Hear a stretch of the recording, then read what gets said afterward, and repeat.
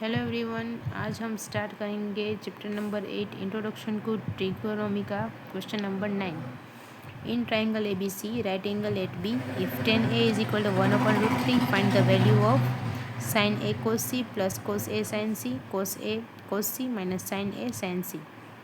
इन सब की value find करने के लिए हमें पता होना चाहिए, सबसे पहले हमारे पास ये तीनों साइड की वैल्यू होनी चाहिए। तीनों साइड की वैल्यू होनी चाहिए। इसके पहले तो हमें tan A दिया गया है, tan A is equal to 1/√3, मतलब कि दो साइड की वैल्यू दी गई है। कौन सी दो साइड है ये देखने के लिए हम आगे जाएंगे। tan की फॉर्मूला क्या है? सबसे पहले तो tan की फॉर्मूला है tan A, मतलब कि A, tan A is equal to opposite side BC divided by adjacent है AB। अब ऑपोजिट की वैल्यू क्या हो गई 1 एंड एडजेसेंट की वैल्यू हो गई √3। AB की वैल्यू √3 एंड BC की वैल्यू 1। उसके हिसाब से हमें AC की वैल्यू फाइंड करनी है। अब सबसे पहले BC is equal to K and AB is equal to into √3 K। अब K है वो एक पॉसिबल नंबर है।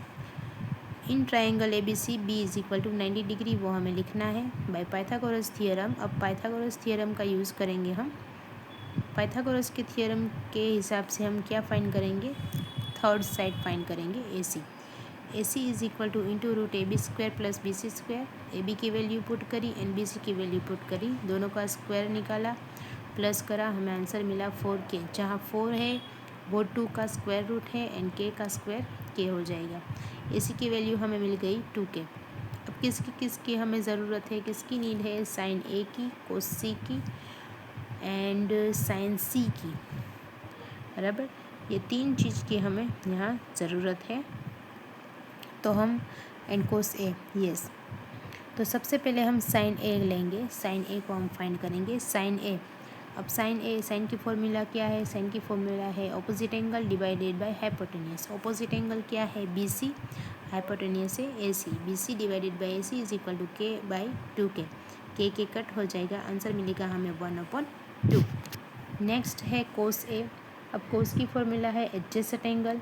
A का एडजेसेंट AB है एंड हाइपोटेन्यूज है AC into √3K, 2K, K cut होके √3 बाई 2। अब साइन C की फॉर्मूला, साइन की फॉर्मूला हमें पता ही है, opposite angle divided by hypotenuse. C का ऑपोजिट AB है एंड हाइपोटेन्यूज मालूम ही है। अब ये हमें इसकी वैल्यू मिली, वैसे ही हम कोस करेंगे चारों side A B and C find करने के बाद। अब जो हमें फॉर्मूला दी गई है sine A cos C plus cos A sin C, उसमें वैल्यू पुट करेंगे। साइन A की वैल्यू, cos C की वैल्यू, cos A की वैल्यू एंड sin C की वैल्यू। यहाँ 1 1 ज़ा 1 मल्टीपल करेंगे एंड 2 2 ज़ा 4 प्लस √3 फुल 3 एंड 2 2 ज़ा 4। यहाँ LCM नहीं होगा, 4 को एक ही बार लिखना है। 1 + 3 4 4 कट हो जाएंगे एंड आंसर मिलेगा हमें 1। वैसे ही दूसरा है, पूरी जो दूसरे में क्वेश्चन है उसकी फॉर्मूला लिखनी है। cos A की वैल्यू, sin cos C की वैल्यू, sin A की वैल्यू एंड sin C की वैल्यू। यहाँ एज यूजुअल वैसे ही मल्टीपल करेंगे। √3 मल्टीपल 1 √3, 2 2 ज़ा 4, √3 यहाँ भी दोनों का मल्टीपल √3 एंड 2 2 ज़ा 4। √3 में से √3 कट हो जाएगा 0, उन 0 को 4 से डिवाइड करने से आंसर हमें मिलेगा 0। Then last question number 10।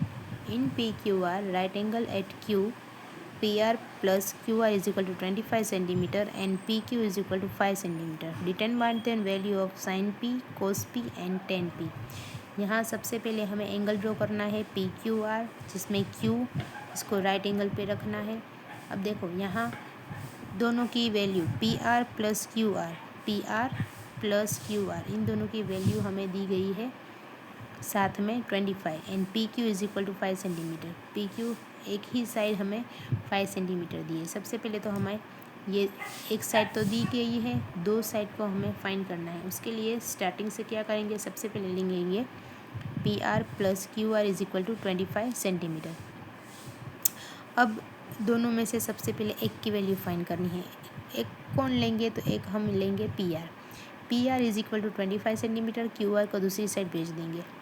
अब लिखना है PQR is equal to, in triangle PQR Q is equal to 90 degree. अब ये जो हमारे पास ट्राइंगल है उसको पाइथागोरस के थियरम के हिसाब से फॉर्मूला रखनी है। फॉर्मूला क्या होगी पाइथागोरस थ्योरम के हिसाब से, P R square is equal to P Q square plus Q R square. अब पी क्यू हमें दिया गया है 5 सेंटीमीटर, मतलब 5 का स्क्वायर, प्लस क्यू आर नहीं दिया गया, तो क्यू आर हमें यूँ ही रखना है, is equal to P R की वैल्यू हमने ऊपर ही फाइंड की थी 25 माइनस क्यू आर स्क्वायर। 5 का स्क्वायर 25 प्लस क्यू आर जैसे है वैसे ही रखेंगे। अब ये 25 माइनस क्यू आर ऊपर है स्क्वायर। अब ये जो स्क्वायर सिस्टम है हमने छोटे स्टैंडर्ड में किया था, 25 का square a plus 2ab minus b square, ये जो हमने 9th स्टैंडर्ड में या 8th स्टैंडर्ड में या 7th स्टैंडर्ड में सीख लिया है। तो ये जो स्क्वायर सिस्टम है, सबसे पहले हम यहाँ 25 का स्क्वायर करेंगे, माइनस 2 को 25 और क्यू आर से मल्टीपल करेंगे, मतलब कि 2 25 ज़ा 50 क्यू आर। अब क्यू आर का स्क्वायर हो जाएगा यहाँ क्यू आर। अब यहाँ क्या करना है, तो सबसे पहले हम ये जो माइनस क्यू आर है उसको हम प्लस क्यू आर करेंगे।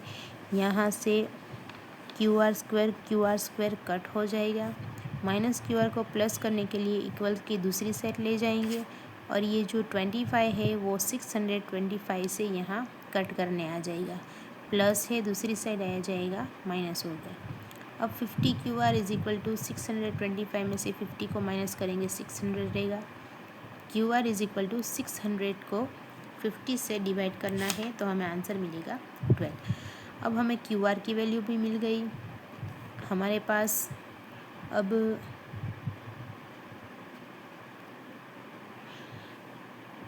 पी क्यू है, क्यू आर है, और हमें पी आर को फाइंड करना है। तो सबसे पहले हमारे पास पी आर क्या था, 25 minus Q R. 25 minus Q R 12 है, सो क्यू आर हम लेंगे P R is equal to 13 centimetre.